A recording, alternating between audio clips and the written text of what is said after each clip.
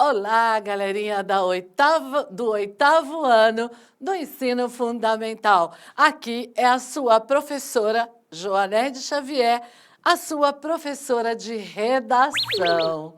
Olha, semana passada, na nossa primeira aula, nós estávamos evoluindo sobre um tema da área de linguagens.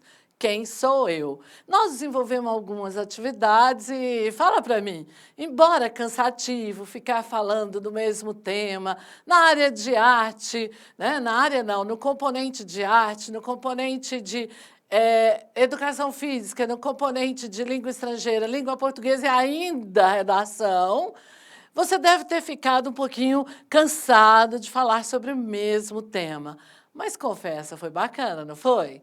Bom, hoje, então, nós consideramos, embora seja a segunda aula, mas hoje nós, literalmente, estamos iniciando os objetos de conhecimentos referente à redação que estão presentes lá na bimestralização. Para o primeiro bimestre, nós começamos, então, a construir alguns gêneros. Esses gêneros, eles estão contemplados para o oitavo ano do ensino fundamental. E nós começamos hoje com um gênero que eu confesso a vocês, esse gênero foi verdadeiramente o gênero que me fisgou como leitora. Embora desde muito pequenininha eu gostasse de leitura, de ouvir histórias, mas eu confesso que me encantou mesmo foi esse gênero que vocês vão trabalhar comigo hoje, que é o conto. O conto, só que não é um conto qualquer. Nós vamos trabalhar hoje o conto fantástico. E vamos ver por que é conto fantástico. Ele se diferencia de outros contos, por quê? Qual que é a diferença que existe entre um conto de humor, um conto, por exemplo, um conto comum, né? De amor, né, que envolve um romance, para um conto fantástico. Ainda temos o conto psicológico também, vários tipos de contos, né? Vamos trabalhar esse gênero hoje, mas sempre é assim, eu vou apresentar o gênero para vocês, a composição desse gênero, quais são as características, e depois é hora de produzir. Então, comigo na tela, vamos lá, olha só, conto fantástico, vamos ler o conto A Ressaca? Olha, eu fiz questão dessa primeira leitura, eu fazer com vocês uma leitura compartilhada. Então, você vai se envolvendo com a leitura, imaginando esse universo e tentando perceber qual é o elemento fantástico durante a minha leitura. Então, vamos lá. A casa número 17 era mencionada apenas em voz baixa pelos vizinhos. Conheciam bem, mas bem, os frequentes sons de gritaria, portas batendo e objetos quebrando. Mas numa abafada noite de verão, outra coisa aconteceu, algo bem mais interessante, a aparição de um grande animal marinho no gramado em frente à casa. No meio da manhã, todos os vizinhos já haviam notado a misteriosa criatura de respiração suave. Naturalmente, a cercaram para olhar melhor. É um dugongo, disse um garotinho. O dugongo é um mamífero herbívoro raro e em extinção que vive no Oceano Índico, da ordem Sirenia, família Dugongidae, gênero dugong, espécie de dugon. Mas nada daquilo explicava como ele havia chegado naquela rua que ficava a pelo menos 4 quilômetros da praia mais próxima. Fosse o que fosse, os vizinhos estavam bem mais preocupados em cuidar do animal encalhado com baldes, mangueiras e toalhas molhadas, como haviam aprendido com os salvadores de baleia na TV. Quando o jovem casal que vivia no número 17, enfim surgiu para ver a cena, com olhos turvos e confusos, o primeiro impulso deles foi de raiva e recriminação. "Você está de brincadeira?" Gritavam um para o outro e também para alguns vizinhos. Mas essa reação logo deu lugar a um espanto silencioso quando se deram conta do absurdo da situação. Não havia nada que pudesse fazer a não ser ajudar no trabalho de resgate, ligando os irrigadores e chamando um serviço de emergência apropriado, se é que isso existia. Questão que eles debateram longamente, sem paciência, um tirando o telefone da mão do outro. Enquanto aguardavam os especialistas, os vizinhos se revezaram em afagar e confortar o do gongo, falando com seu olho de lento piscar, que lhes parecia estar tomado por uma tristeza profunda, colocando o ouvido contra sua pele quente e molhada para ouvir baixinho e distante, mas ainda assim indescritível. A chegada do caminhão de resgate foi uma interrupção quase indesejável, com luzes laranjas piscantes e operários de macacões amarelo fosforescente ordenando que todos saíssem de perto. A eficiência deles era impressionante. Tinham até um tipo especial de guindaste e uma bandeira grande o bastante para acomodar um mamífero de alto mar dos grandes. Uma banheira, perdão, não é uma bandeira, uma banheira. Em questão de minutos, já haviam transportado do gongo para o veículo e ido embora como se lidassem com esse tipo de problema a todo instante. Naquela noite, os vizinhos ficaram impacientes, zapeando pelos canais de notícias atrás de alguma menção ao do gongo. Não encontrando nada, concluíram que o fato não era tão notável quanto a princípio pensaram. O casal do número 17 voltou a discutir, desta vez sobre o conserto do gramado. A grama que ficara sobre o do gongo estava agora inesperadamente amarela e morta, como se a criatura tivesse ficado ali por anos e não por horas. Aí a discussão se voltou para algo totalmente diferente e um objeto, talvez um prato, estilhaçou-se na parede. Ninguém viu o garotinho com uma enciclopédia de zoologia marinha na mão sair pela porta da frente de casa, andar até a marca do gongo e se deitar no meio dela, os braços para o lado, olhando para as nuvens e as estrelas, esperando que ainda demorasse até seus pais notarem que ele não estava no quarto e saírem bravos e gritando.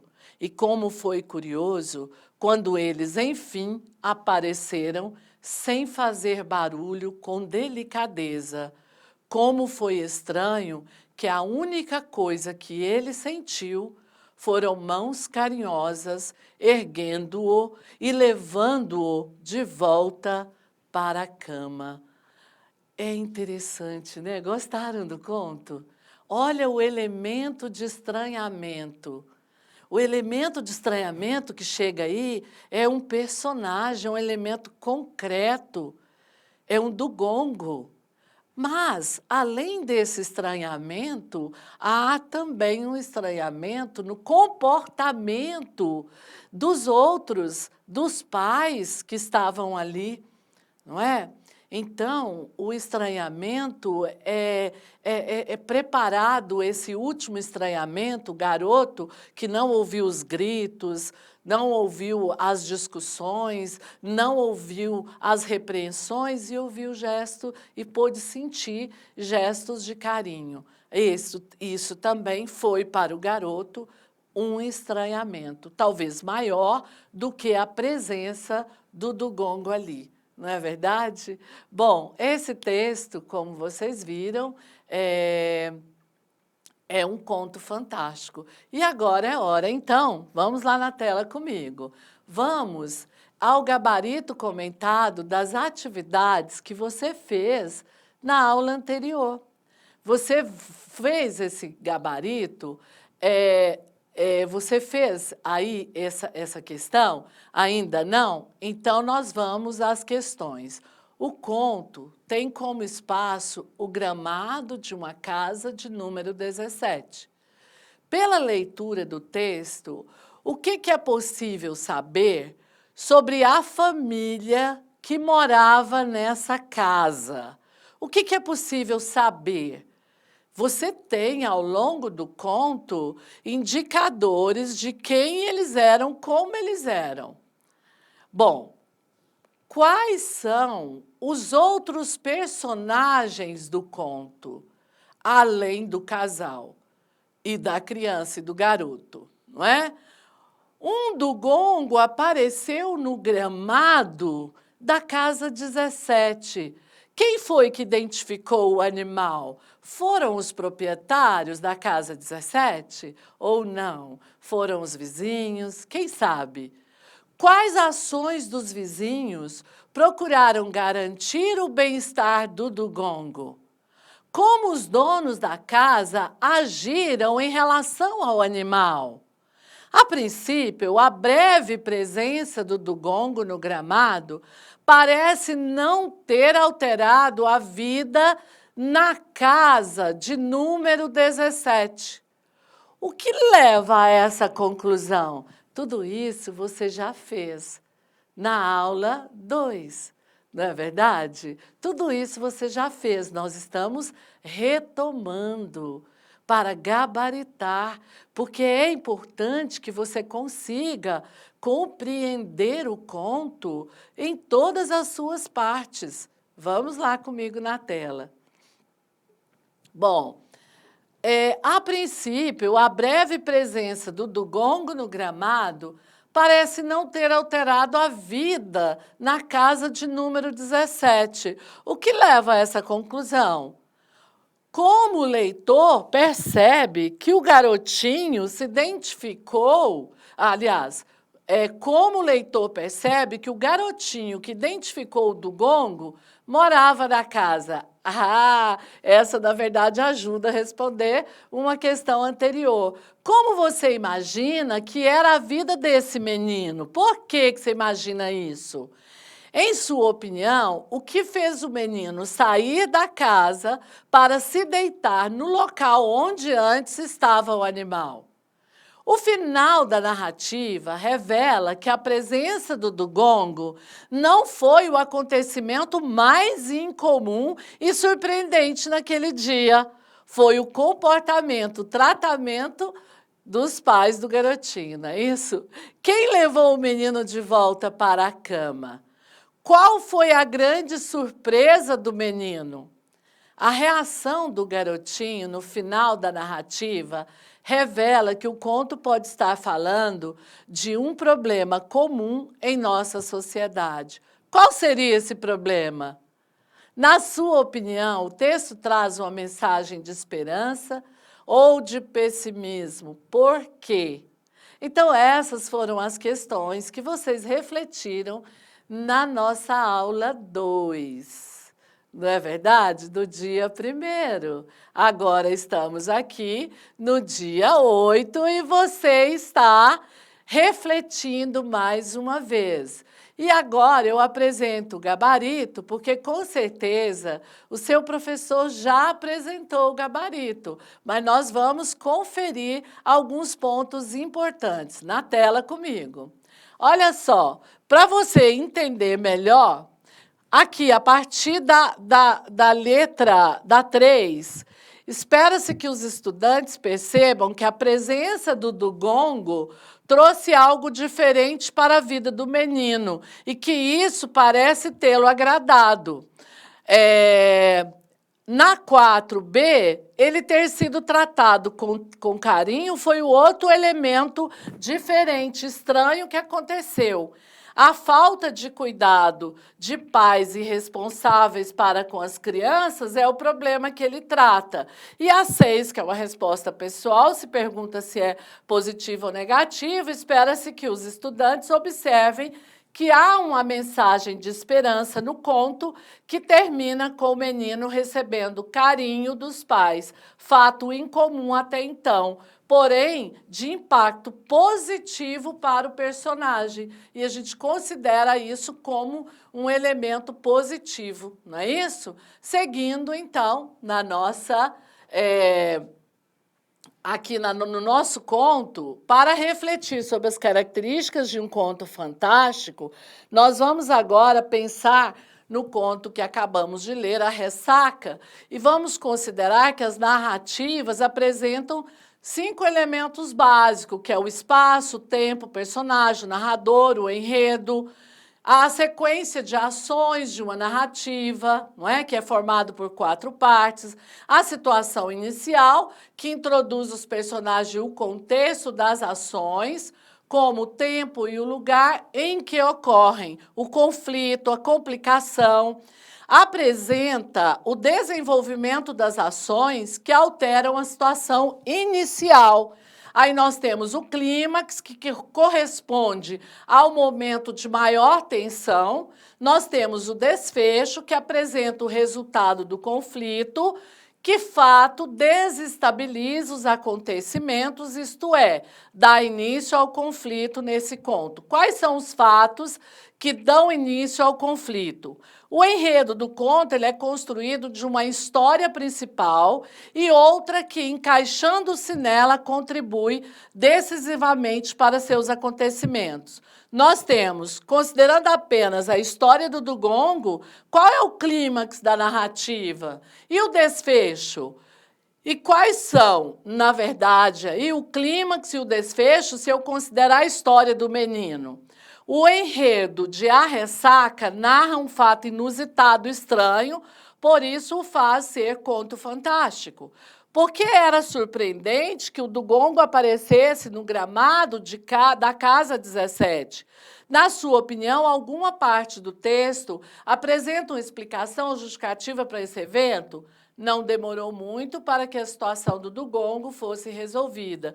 Que informações sugerem que a presença de um animal como esse no gramado de uma casa não deveria ser vista como algo anormal ou incomum? E agora nós vamos observar que o surgimento de um animal marinho em extinção que aparece no gramado da Casa 17 é o elemento aí que dá início. O clímax é qual? É o momento em que o dugongo parece sentir profunda tristeza e o desfecho é a retirada dele. Mas isso se eu considerar o elemento do gongo, não é? É a retirada dele do gramado pelo caminhão de resgate, esse é o desfecho do dugongo. Agora, o clímax, se eu considerar o garotinho, é o momento em que o menino deita na grama e o desfecho é o retorno dele para casa, levado pelas mãos carinhosas dos pais.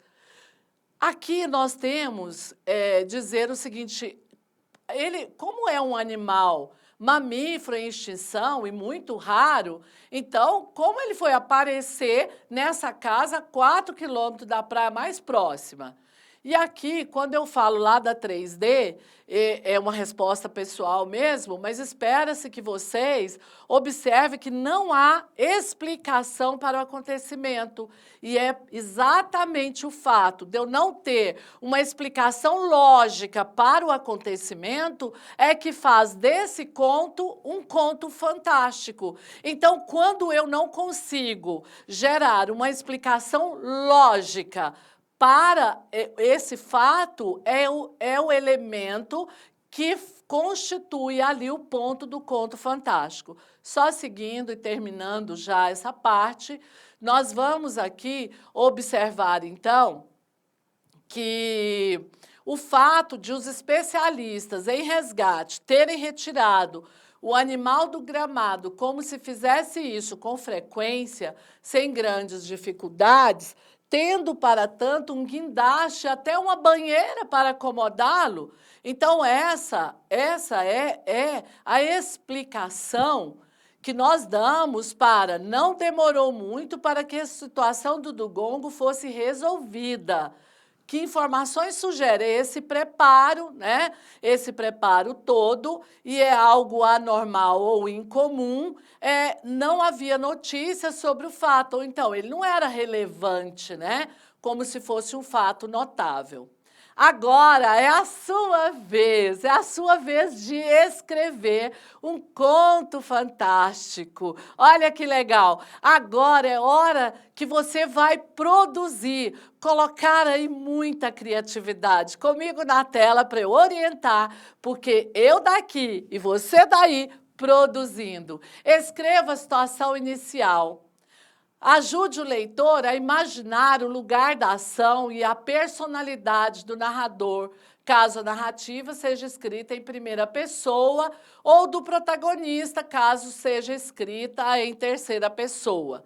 Ações, fala e pensamento são úteis para isso. Você pode escrever um ou mais parágrafos. Introduza o fato inusitado e revele a reação do narrador ou do personagem. Ele pode mostrar perplexidade ou tratar o fato com normalidade, dependendo do encaminhamento que você planejou. Revele sentimentos e ações, criando expectativas no leitor. Desenvolva as ações para que o enredo vá progredindo e elabore o clímax, aquele ponto alto da narrativa. Verifique se é possível incluir falas que tornem esse momento ainda mais intenso. Resolva o conflito escrevendo um desfecho coerente. O narrador deve voltar a um contexto de normalidade, mas você pode manter algum elemento misterioso se desejar.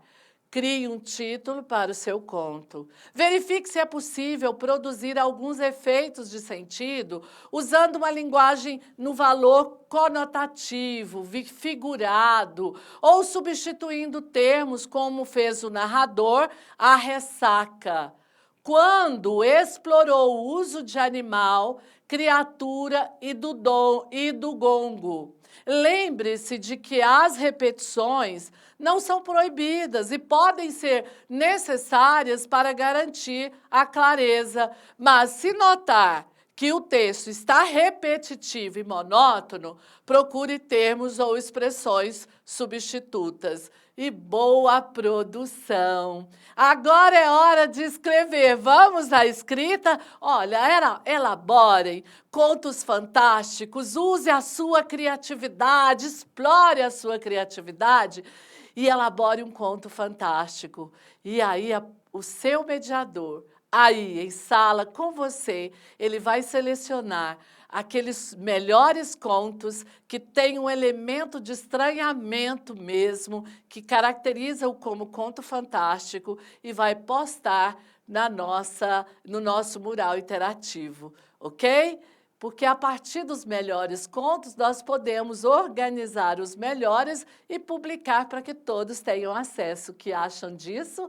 Maravilhoso, né? Um forte abraço para vocês, boa produção, escrevam aí que na próxima aula nós estaremos novamente juntos. Obrigada, um grande abraço.